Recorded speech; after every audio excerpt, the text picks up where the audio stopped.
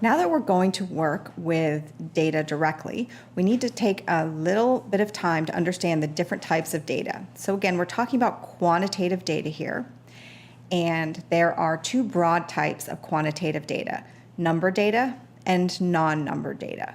Confusingly, sometimes non-number data can be coded into numbers or things that look like numbers, but they don't have the same properties and you can't do the same things with them that you can with numbers.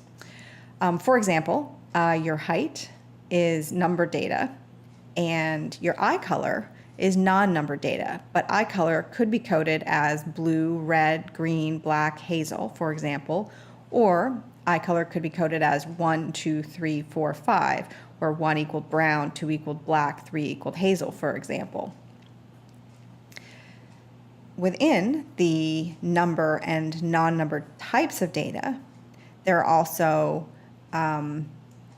subcategories. For example, there's numeric data that can be added together, and there's numeric data that cannot be added together. So your height, if we go back to that example, is numeric data that can be added together or averaged. For example, if I'm 5'5" and my sister is 5 feet, you can take an average of that and find out that the average of the two of us is 5'2½". But if you asked me to rank my favorite ice cream flavors, chocolate, vanilla, or strawberry, and I gave chocolate a 1, vanilla a 2, and strawberry a 3, you can't take an average. As well, in the non-numeric data, there are two different types. There are non-numeric data that are coded as numbers and non-numeric data that are coded as strings, or strings is a fancy way to say letters or symbols or other things that are not numbers. So if we go back to eye color can be recorded as 1, 2, 3, 4, and so on for brown eyes, black eyes, blue eyes, green eyes.